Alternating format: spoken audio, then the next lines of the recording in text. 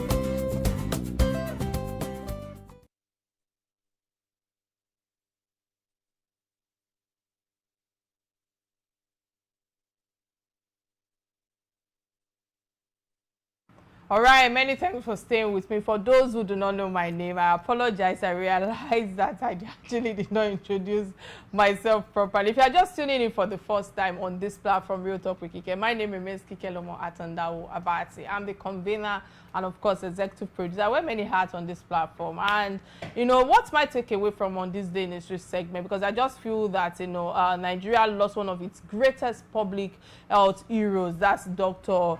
Stella Atanda-Owo. I hope I pronounced that name properly, because I remember that, there was so much pressure at the time. She faced immense pressure from all quarters, and she chose to just deliver her job in a very, professional manner, that today, on this day in history, we are looking and wondering how best can we also emulate her with all that she has done and contribute to Africa's worst Ebola outbreak that took place, at the time. And, and I feel that, let me use this medium to emphasize that this is where leadership, should be is often defined when it comes to the difficulties, especially when it comes to difficult decisions that are being taken by leaders in terms of, moment of uncertainty and how it will affect quite a number of people, and this is where I must tell you that Dr. Stella actually exhibited that courage, that competence, that responsibility, that professionalism, where she can actually march on to say that I'm going to look for how to curtail this outbreak and look for how we all can actually live together again. And on this note, I just feel that all of this campaign that have become a culture in our country when it comes to one outbreak of health issues or the other, quite a number of people can actually now emulate that to say that these are the kind of qualities that we want. I wish that the kind of quality in terms of responsibility and the courage that she was able to exhibit, we can talk about that with our political leaders, but unfortunately I think we are still struggling with that. Let me just hold my breath on that. Let's go on a quick break to get a word from my sponsors, those who have put me on this platform. When I return, we'll dive straight to the issue and I understand that my two guests are already virtually on with us. I apologize for the delay. Stay with me, I'll be right back. This is Real Talk with Kike.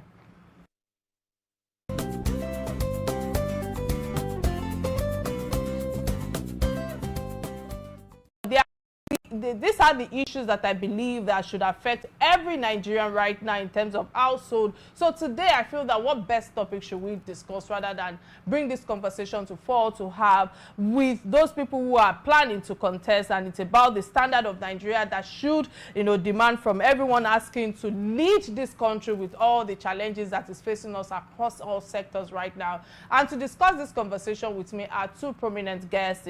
Joining me is a legal scholar, corporate governance expert, and barrister and solicitor and law lecturer at the University of All. That's Dr. Alimu Lateef. Many thanks for creating time to lend your voice on issues that affect us. And of course, he's being joined as well by Professor Christian Harrison. Let me use this medium to actually congratulate Professor Harrison, once again on your historical appointment as the first black chair of the British Academy of Management, a milestone that reflects, the growing global impact of Nigeria as wherever we find ourselves, especially when it comes to scholarships. I must say that congratulations again to you. Let me quickly bring in Prof. Can you both hear me? Are you there?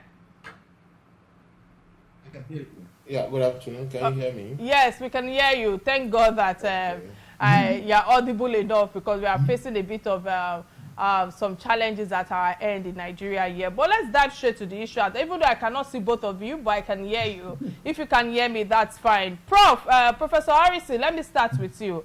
Again, I say congratulations to you. I hope you heard that earlier. But, the campaigns have officially begun, and with INEC, publishing the dates and all of that, I felt that this is a conversation we need to quickly have and look at the statistics of how things are going to play out. What should Nigeria expect right now from your own perspective in terms of the serious presidential campaign that have been put forward in a democratic season, that quite a number of people are still, second-guessing themselves and the kind of leaders that have put themselves forward? Should campaigns primarily be pursued, or should we be looking at the educational aspect of things in terms of qualification? I know that there's a lot of debate out there right now in terms of qualifications. So people are saying, school start is this, even though INEC have already emphasized that, even you can just sit for school start, doesn't mean that you even have to pass the school start. That's just the minimal of what is expected from any of the candidates who are willing to say, okay, they want to run for this. But what's your take thus far? What should we be looking out for? Should it be education? Should it be, character? Character is something also that I think I need to emphasize on. What's your take thus far on this question? Professor Harrison. Okay. Thank you so much, Kike. I can't really see you the same way you can't see me, but I can see you as well. But of course, I can always hear you. Yeah, they are working on it. The team are working on it right now. I'm sure very soon that will be sorted out. But go ahead, I can hear you loud and clear. Yeah, thank you so much. First, I'd like to say, of course, thank you so much for the congratulatory message. I mean, it's a huge honor and also responsibility to become the first black chair of the British Academy of Management. Something I don't take for granted, because like you said, I'm the first black chair. So it was a historic appointment. So that's good for Nigeria and also for Africa as well. But either way, thanks again for inviting me. It's always a pleasure, and well done, Kike, on providing this platform, because I believe it's important that we talk about Nigeria. As you already know, I'm very passionate about the country. And you've rightly pointed out, the campaign has started. Yes, is it. The campaign has started. It's the time for national conversations. And I think it's so important for especially for the electorate, to start to join this conversation is key. It's important that we make this conversation something that's not just going to be about. I know we're talking about WAEC and qualifications. It shouldn't just be about trying to castigate other people. It should be an opportunity for people to really say this is what they're actually going to do. So this is an opportunity for the electorate to choose the right people, and it's a choice that we'll make that will determine how Nigeria is going to be in the next few years. So we shouldn't just be saying, "Oh, we want this person," but of course, like I said last time, what do we actually reward? That's going to be the big issue here, because in the campaign going forward, it's not just going to be a lot of megaphones, people are just giving emotional speeches, but what are you actually going to do? You rightly pointed out there is so much talk about what's important. Is it qualification that is important? Is it character that is important? I would always say that education is important, integrity is important, character is important. All these things are very important, but more importantly, leadership is very key. We have seen cases whereby people have had, of course, I have a PhD, so I would always say that I want you to be educated. But we have seen cases whereby people have had PhDs and have never been effective leaders. And we have seen cases whereby people have not had so much formal education and they're also led. So it's not just about technical competence, because I have a framework that tells you all the things, the kind of leadership skills that you need. We need leaders that are empathetic. We need leaders that have integrity. We need people that are able to get people to work, not just for you, but to work with you. I always say leadership is not about me, but it's about me. So the next person, the person that's going to lead Nigeria, should go beyond qualification, should be somebody that can get people, that can cause people, to influence people. I always say leadership is 3 words. It's influence, it's impact, and it's empowerment. So it's important that we get somebody that goes beyond just the qualification, somebody that can get people, somebody that can really influence others, somebody that can really get people to, like, trust is the currency of leadership. So how do we ensure that we get the person that people can really trust? So it's so important. Yes, qualifications are key, but it should go beyond qualifications. We should vote leaders. So leadership, the capability to lead, character, integrity, people that can build institutions, people that can build systems. That's the kind of person that we're looking at. But more importantly, like I said initially, I'm so passionate about this campaign season, because this is the time that people are really going to tell us what they want to do. So now the power is in the hands of the electorate. This is the time for us to choose and shape the future of Nigeria. We will never have this chance again in the next few years. So why can't we take it? All right, many thanks, Professor Harrison. I like all the pointers or nuggets that you have put out there, that leadership is not just about me, it's about we, and leadership is about influence, impact, and of course empowerment. But with all that you have shared thus far, before I come to Dr. Lateef, Dr. Harrison, I would like you to emphasize a little bit, because all the adjectives that you used earlier, to describe what is expected from a leader, it's a different ball game when it comes to Nigerian political party lost their ideological identity now, because I feel that ideas is something that I feel that most of these political personalities actually lack. Most of these parties they are not driven by ideology. I would like you to speak to that specifically before I come to Dr. Alam. What's your take on this? Thank you, and it's what you've said really is so true, in the sense that I strongly believe that ideology is key. Parties should be shaped based on ideas. Parties should be shaped based on the ideology, not just based on people or influential people. And that's one thing that we have struggled over the years in Nigeria. Many of our major political parties, when we think about a big party, maybe APC, PDP, and all the big parties, what do they really stand for? And that is where we need to really reshape the narrative. Let's go back to the UK, because I'm based in the UK. We have 2 big political parties. We have the Conservative and the Tories. When you think of the Tories or the Conservatives, you think of the economy. You think of a market-driven economy. They're looking at capitalism. They're trying to reduce the tax. Then when you think of the the Labour Party, you're thinking of social welfareism, you're thinking about the workers. Then when you think of the Green Party, you're thinking about sustainability, the environment. All these parties have ideology. Even in the US, when you talk about the Democrats and the Republicans, they have different ideologies. And that's why, regardless of the person that comes in, you know what those parties stand for. So it's important that we go beyond just the personalities. These parties should be able to have idea. This is what APC stands for. This is what PDP stands for. And it leads to the manifesto. And that's why the manifesto is very important. Because the manifesto, I always say, is the written contract between the electorate and the party, the electorate and the person. Because all these parties have ideas and have a manifesto of what they're actually going to do. So it's important for these parties to start to shape a manifesto, but it's even more important for the electorate to vote based on what the manifesto that they're going to put out there. I always tell people it's so strange that in politics, people just vote without even listening to what the parties have to offer or without the ideas that they put forward. If you're going to buy your car, you would ask questions, isn't it? You would ask questions about, how is this? What's the model of this car? What is the make of this car? You would ask those questions. What year is it made, isn't it? I'm of course an academic. When we have open days, people, the parents are asking, University of Greater Manchester, what is the ranking at the moment? So you ask those kind of questions. So why don't we ask those questions when we vote? Why don't we ask those questions to our leaders? All right, many thanks. What is the problem we're having?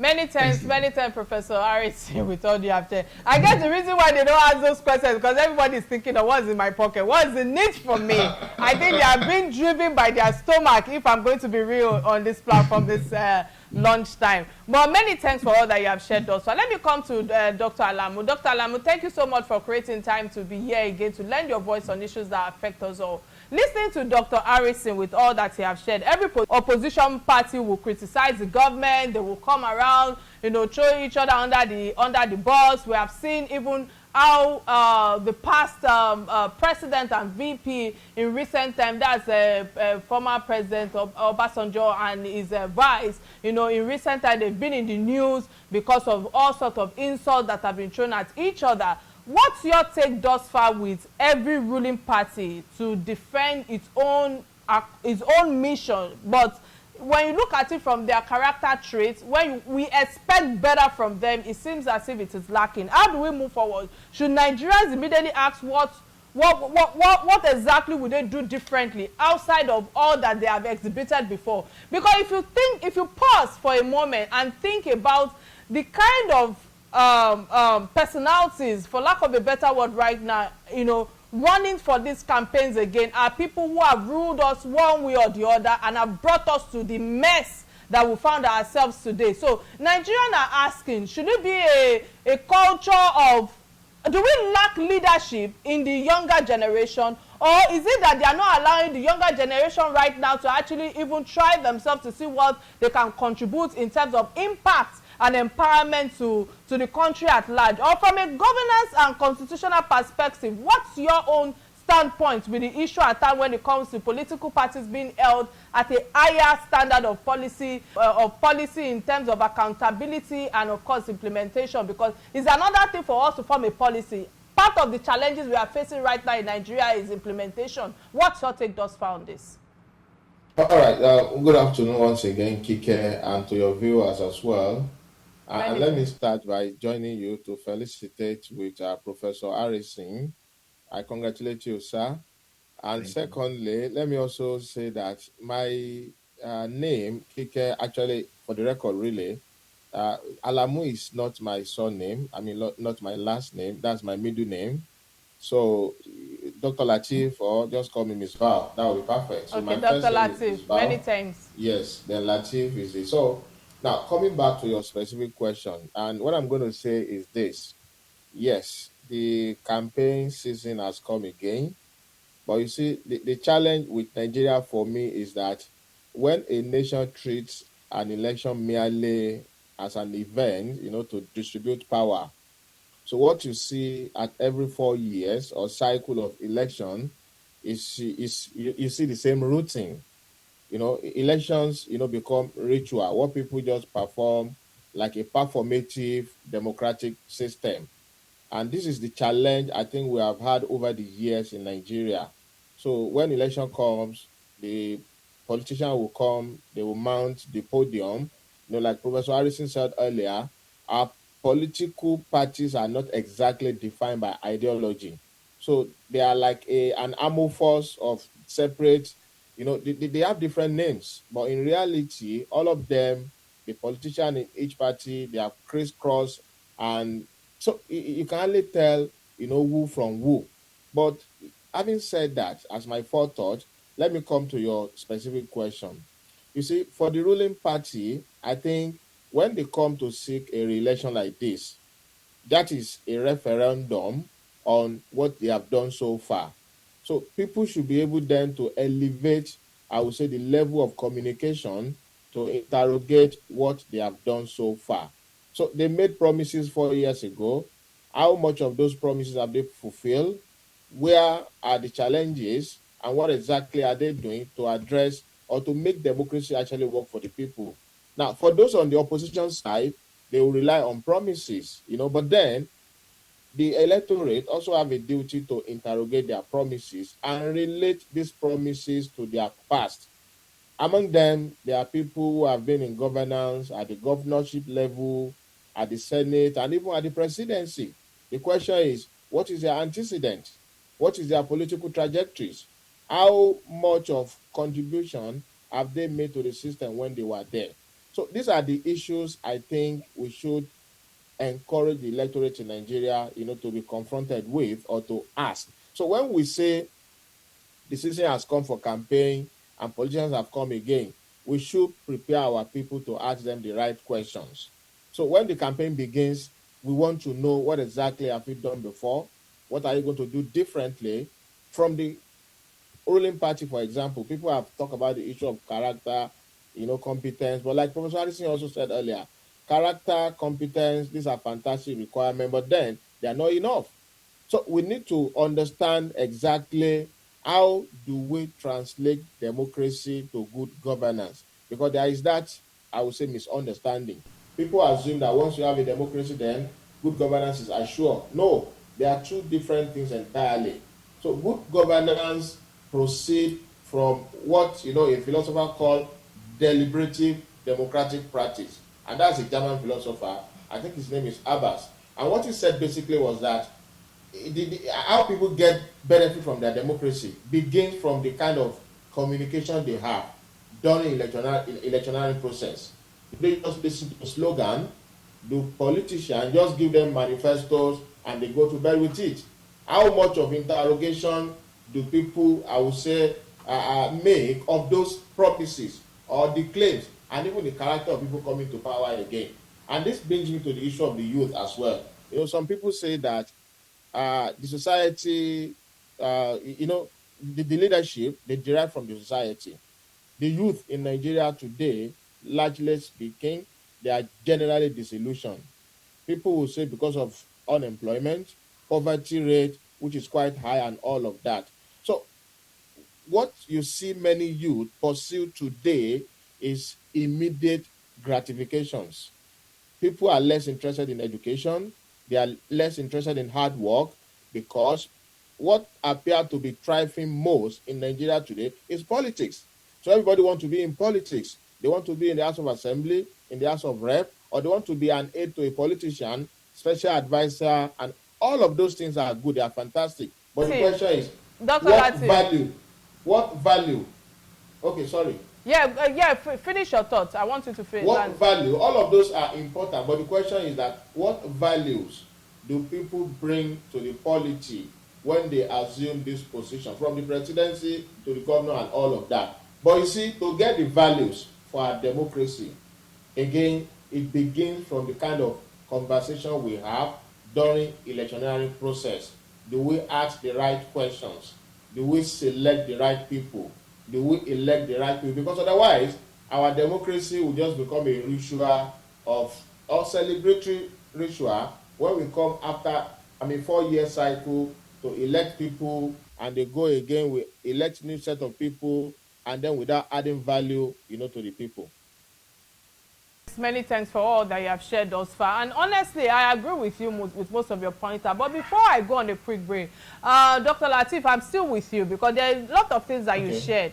And the fact that you were talking about immediate gratification, I feel that immediate gratification, in as much as, the youth of today are more driven with that, I just feel that it cuts across all generations, both the older, the younger, name it. Because accountability is something that we lack in our country today. Many Nigerians complain after election, yet they sit in their homes without participating during the election processes. So how do we move forward with the rigorous questions and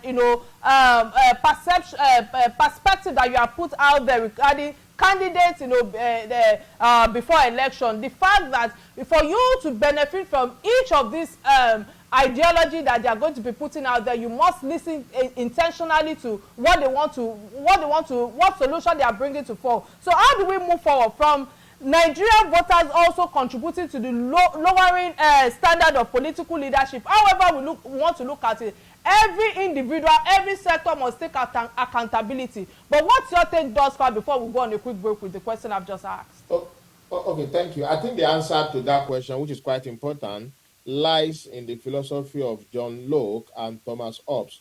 The idea of social contract, which simply says that, citizens surrender, certain natural rights to the government, in exchange for promotion or protection of their life, property, and also their welfare or well-being. Okay.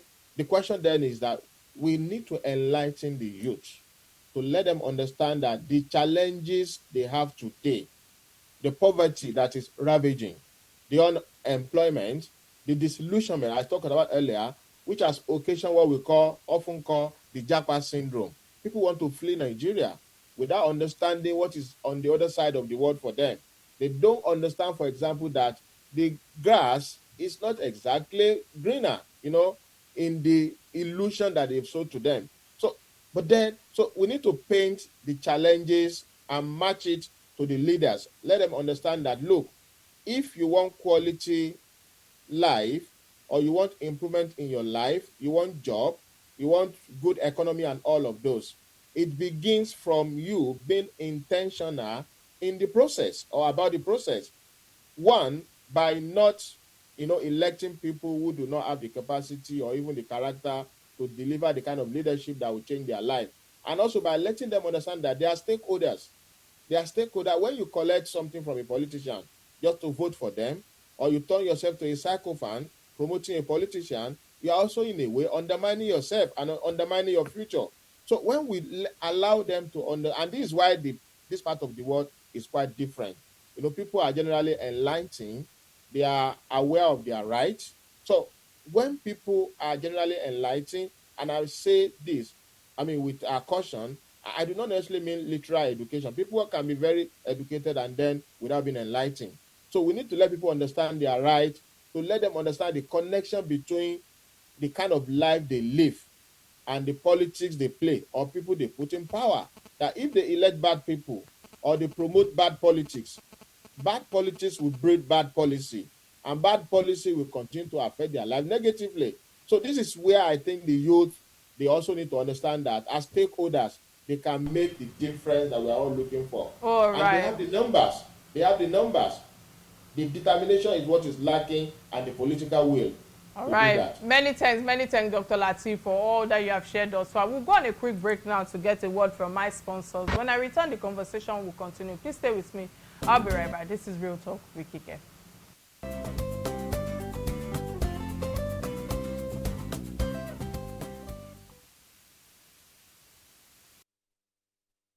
All right, many thanks for staying with me. If you are just tuning in, this is Real Talk with Kike. And in the first half, we've examined what Nigerians should expect from political campaigns, and of course the standards every candidate should be required to meet.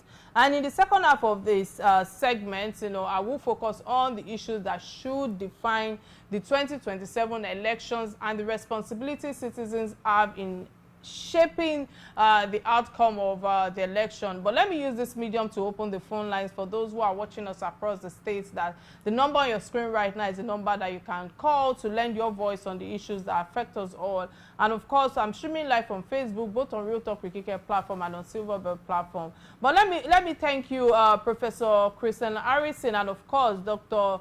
Lateef, for all that you have shared thus far.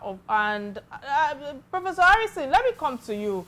With all that you have shared thus far, I know that there are some nuggets that you shared earlier that I feel that I must further emphasize on, even though we are moving to the second segment on saying what is the solution, what is the outcome. Because if a presidential candidate cannot clearly explain how they intend to reduce inflation, create jobs, grow businesses, and improve living standards. Listening to Dr. Lateef earlier talking about immediate gratification, I have a teenage son who is also, struggling with such a disease of immediate gratification. They want it quick. They want to blow now. They don't think about, the consistency of applying yourself to how we got to where we got to. So I feel that that's also the struggle of the general Nigerians. Should Nigerians now consider that candidates that are ready for leadership should actually, try to prepare their minds in a way that they should not expect quick success? Because I feel that most of these manifesto that they put out there are not real. They are not. It's not relatable to our reality of our economy today. How do we look for how to find a balance with all of this? Hoping that those who are listening to us right now, that is the people in the governance, in the corridor of power, the youth themselves, and the general Nigerians can take a cue and manage their expectations. What's your take on this? Good. Thank you so much, Kike. And of course, thanks, Dr. Lateef. It was great hearing most of the things you said as well. I mean, you said something that is so important about the promises that people make. And most of the time in campaigns and manifestos, people promise heaven. People even say they will change water to wine. And at the end, we see it and it doesn't happen. It's not the first time that we have heard that, when I become president or when I become governor, there will be no shortage in power supply, or the roads will become the roads in France or something. So it's important that we manage expectations of the electorate. And that's why after people, and that sometimes it leads to voters fatigue, because some people are like, okay, why am I voting when I already know this is what's going to happen? So it discourages people. But I think it boils down to a couple of things. First, it's important that we, at the end, it's left for us to be able to hold them accountable. So we should be asking the right questions. What should we be asking is, when they have promised all this, we should be asking them, how are you actually going to make it happen? I mean, that's what we should be asking them. Let me give you a very good example. Of course, those of us based in the UK, we know Liz Truss. Liz Truss was the shortest serving prime minister in history. Some even said she lasted long or shorter than the life of a lettuce. And it was just 49 days. But what ruined her government? Because she came up with a policy about taxation. It looked good on paper. Yes, I'm going to reduce tax. But at the end, the question was, how are you going to fund these tax cuts? It wasn't clear how she was going to fund it. And as a result of that, the whole market crashed. There was no fiscal review about how she was going to do it. And that's how governance, and that's how leadership should look like. If somebody says, we're going to build 200 hospitals in maybe Kano or anywhere, how are you going to get the money to do that? So that's what we should be asking. And that's why I'm happy with the program, because you all do a good job as journalists. You ask these people, okay, yes, you said you're going to become the president, going to become the governor. Tell us how you're actually going to do it. And I think that's where we should be, because that's going to help with the number of promises that we're having. People shouldn't just be saying, okay, yes, I'm going to change. I'm going to make Nigeria great again. How are you going to make Nigeria thank you, again? Doctor. Thank you, Professor Harrison. Dr. Lateef, let me come to you now. Every administration promises security. And I feel that on this second segment of the show, that, like I said earlier, we should focus on the major issues at hand. And insecurity is one of that major challenges that we have in Nigeria right now. Yet, insecurity remains one of the Nigeria's greatest, if I'm allowed to emphasize on it, in terms of challenging. What specific questions should citizens actually demand answer to before trusting another security promises? Because I feel that now that Professor Harrison is giving journalists kudos, maybe I should throw it back to you guys. What do you think we should be asking? What should the citizens be asking or be demanding from any of these personalities who want to run for presidency? What's your take on this? All right. Yeah, thank you so much for that question. And of course, we all know that insecurity, I think, is the biggest challenge in Nigeria today. And this, of course, did not start in 2013 when the current government came on board. This has persisted in Nigeria for over 2 decades now. I would say since 1997, no, since 2002, when the Boko Haram crisis broke. This has become what you call a permanent problem, a permanent feature of every government. And like I said earlier, I mean, when I referenced John Locke and Thomas Hobbes, you see, a core component of the social contract is that the people surrender their right, that the government may protect their life and property.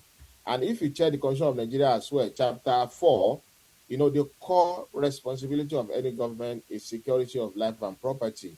And unfortunately, this same security of life and property is the core of the challenge of our government over the years. I mean, economy cannot even grow if lives are not safe, if property are not secure. So the question then to ask is, we ask the current government, for example, I used the word referendum earlier. We want to ask them, okay, when you came on board in 2023 or so, this was the state of insecurity in Nigeria. What exactly have you done to improve that? Has the case become worse, or we are better off than we were in 2013? And for those who are coming, we also need to elevate the level of, engagement by asking them, these are the challenges of insecurity that we have identified over the years, and particularly under this government. What exactly are you going to do differently? And without mentioning name, a certain candidate, for example, said that he will have gone into the bush in Orire, you know, to go and fish out those children. And he even went ahead to say that although, you know, there will be, you know, what do we call it? There will be casualty. I mean, for me, that was quite, unfortunate thing to say. When you just say casually that although there will be casualty, that shows lack of strategy. Like Professor Harrison said earlier, we don't just listen to them. We ask them how. You know, how are you going to do it? So these are the questions the citizens should ask. They should ask them the practicality of things. What exactly are you going to do in specific terms to make life safe and secure in Nigeria? All right, many thanks, many thanks. This will be my last question to both of you, but let me come to Professor Harrison, because I believe that campaign promises often sound impressive, like we all know. So let me ask, how can Nigerians distinguish between realistic policy proposal and promises designed simply to win votes? And of course, my second question, if both of you can marry both in a minute, I will appreciate it, because I need to move to the last segment of the show, is Nigerians has repeatedly witnessed campaigns shaped by ethnicity, religion, regional loyalty. How do we finally shift national conversation from identity to competence, to ideas, to measurable performance? Dr. Harrison and, of course, Dr. Lateef, what's your take on this? Please, if possible, in a minute or two. Okay, I'll go first, and of course, Dr. Lateef can come in as well. I think the latter part, you just said identity, isn't it? I think it's a big one, because in Nigeria, most of the time, unfortunately, religion and ethnicity are usually the core area that we tend to focus on, and we don't focus on capability. You see people asking, instead of saying, okay, what you can actually do, what they're asking is, where are you from? What religion do you practice? Those are not the kind of conversations that we should be having. we should be looking at when you go. Let's assume you're going for a surgery. You're not going to be asking the person, "Oh, are you from Abia State?" before the person is going to take care of you. No, you want a surgeon that's able to do a very good surgery. And that is the same way leadership should look like. It should not be based on religion. It should not be based on tribe. It should be based on capability. It should be based on competence. We need to get away from that identity crisis that we have had. But that is what is really causing a lot of issues in Nigeria. I talk about distributed leadership, and I strongly believe that our diversity makes us strong. Something that Dr. Latif spoke about, we have the youth, that a great number. The youth is the future for us. It's not the crude oil that we have, it's the youth. So why can't we go away from the idea of religion? Why is it or the idea of a tribe and using that as a means rather than thinking of it as a strength? And for me, that is very key. So we need to get away from the identity and focus on the key issues. The key issues here is how can we ensure that in 2027, Nigeria is flourishing. All right, thank you so much. Transformation. Thank you so much. Dr. Latif, in 30 seconds, if it's possible, what's your final... Okay, let me quickly speak to the other issue of, how to separate reality from mere sophistry or empty political promises. A certain candidate, for example, promised that when he becomes, or if he becomes the president, I think he said he will pay 500,000 naira as minimum wage. On the face value, this is clearly an empty promise. So one way the citizen can do is to engage them by asking them the practicality of the promises they make. How are you going to raise the fund to do this? Where will the revenue come? And what will be the opportunity cost for you to do this much? So that is one thing that people can do. So we need to engage them constructively. Thanks, and many make thanks. them demonstrate what they promise. Not right. that they just say, I will build this or build that. All right. Many thanks, gentlemen, for sharing your own thoughts and perspective on the issue at hand. What today have shown us is that, it is the future of Nigeria. That is that if the future of Nigeria will not be determined by the loudest campaign, it will be shaped by the wisdom of those who cast their votes. And as both of you have emphasized on, that we need to actually take advantage of the population, the numbers. On this note, I say thank you so much. But before I let you both go, there's the last segment of the show that I call Trendings. This is where I lend my voice as a host. And the first trending story that is my take, where I give my own editorial thought process, is Nigerians scrambling to scoop fuel from a broken down tanker in Asaba, Delta State. I hope my team will be able to display it on the screen. And I honestly do not know where to begin from when I saw this, because we have repeatedly warned Nigerians about the dangers and hazards, associated with scooping fuel from falling or broken down tanker on our highways. At this point, I do not believe that Nigerians are ignorant of the risk. Even if someone was never taught in school, we have all witnessed the countless tanker explosions that have claimed hundreds of lives across the country over the years. So the question is no longer whether people know the danger. The real question for me, why do we still keep doing it? That is where my own concern lies. This is no longer just about fuel scooping. It reveals something much deeper about the state of our society, which is exactly what leads us to actually selecting the wrong people in the corridor of fire. Why? In the 21st century, are people willing to risk their life for a few liters of petrol? Why are we behaving in a way that even animals, I beg your pardon, would even avoid such acts? You would only see animals gather around a burning hazard, and yet human beings knowingly walking into the danger. Honestly, to me, this points, to two fundamental challenges. In fact, maybe challenges is actually what we need are problems. The first is the failure of our system to enforce consequences. If there were strict laws, proper crowd control, and arrest for such dangerous acts, many people would think twice before approaching a falling tanker. Secondly, which is perhaps more importantly, is poverty. Our economical reality have pushed many Nigerians to the point where they now negotiate their lives for peanuts. Someone risks dying just to fuel a 10 to 20 liters container that may sell for 5,000 naira or 10, I don't even know how much it is. think about that. Is 10,000 naira worth your life? Is it worth your future, your children, your dreams, your family, your parents, the possibility that you still, this is the same mindset that fuels other social platforms. Some people kill over less than 20,000 naira. The last time my hairstylist was telling me that they just killed somebody because of cell phone or chicken. So I've run out of ideas. So others join criminal gangs, kidnapping, ritual activities, or terrorism because someone promised them money. So the root cause of all of this, if you ask me, is poverty. Where poverty has gradually eroded the value of human life, that is the tragedy. We have reached a point where many people no longer appreciate the worth of their lives or the worth of their existence. Human life has become cheaper than the temporary gain being pursued.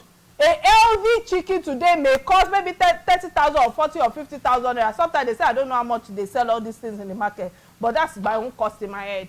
Yet some people are willing to gamble a priceless human life for far less than that. That is why I believe that this is the issue goes beyond just telling people that tankers can explode. They already know. The real challenge is rebuilding a society where life is valued, poverty is reduced, laws are enforced, and people no longer feel compelled to exchange their future, for a few liters of fuel. Until we address these structural, problems, we will continue to witness these heartbreaking sins. We will keep mourning tragedies that could have been prevented. I'm sorry, I must keep it real as much as I can. That's my take on this. But quickly, I cannot come to my guests. But let me quickly use this medium to take the second trending story, because TikToker identified as Wasilat, has been forced to undergo traditional cleansing after a role that she took in a movie. And honestly, my take, this trending story goes far beyond whether someone violated a traditional rule. To me, it raises a broader conversation about safety, responsibility, respect for culture, and the length people are willing to go in pursuit of fame and content creation or financial gain. First off, I want to say this. No amount of money or social media views or popularity is worth putting your life or safety at risk. We are living in a generation where many people are willing to do almost anything for content, but recognition that will trend. That has always been their concern. Many times people have said to me that I should say certain things to trend. I'm too professional. I've been boxed as a professional journalist. My dear, that is fine by me. Whether you believe in traditional institution or not, this is Africa. We are a continent rich in history, customs, spirituality, and deeply rooted cultural practices. Some of these traditions are sacred to the communities that uphold them. So as visitors, as filmmakers, content creators, or tourists, we have a responsibility to understand and respect those boundaries. Respecting people's beliefs does not diminish your own. It demonstrates maturity and cultural intelligence. At the same time, I believe these incidents, should serve as to sensitize our Nigeria's creative industry, producers, directors, even movie agencies, and the actors grid of Nigeria that have a greater responsibility to protect actors and actresses, content creators, and production crews whenever cultural and traditional practices are being portrayed. I'm not saying that we should stop showcasing our culture or tradition, though. In fact, I believe Nigeria's rich cultural heritage is one of the greatest assets, but that must never come at the expense of the safety or well-being of those trying to earn a living in the entertainment industry. One lesson Hollywood has taught the world is the importance of institutional collaboration. Whenever U.S. military personnel, equipment, or operators are portrayed in many Nollywood productions, filmmakers often work with the U.S. Department of Defense,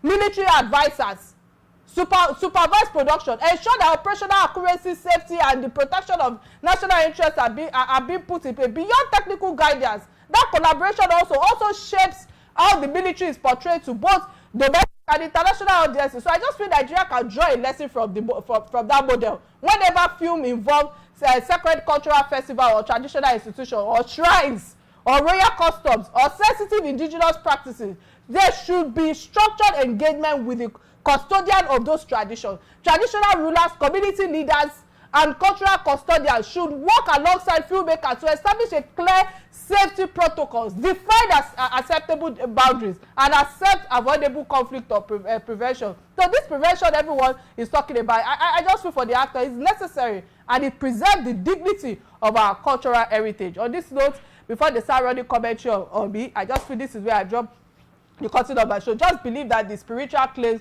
surrounding this incident is necessary. It's not about us trying to minimize things, but it is important for us to understand that every profession, whether filmmaking, journalism, tourism, and all of that, needs safety before sensation, responsibility before publicity, and respect before recklessness. This is where I draw the curtains of the show. Till I come your way in the next few days on tomorrow, please catch me on Inspiration FM at 5 p.m. your drive time talk show. My name remains Kikelomo Atanda-Owo Abati, and let me use this medium to say many thanks again to my gentlemen who lend their voice on issues that affect us all. That is now the front burner in the next few weeks or in the next few months. I pray that Nigeria will be great again. Bye now.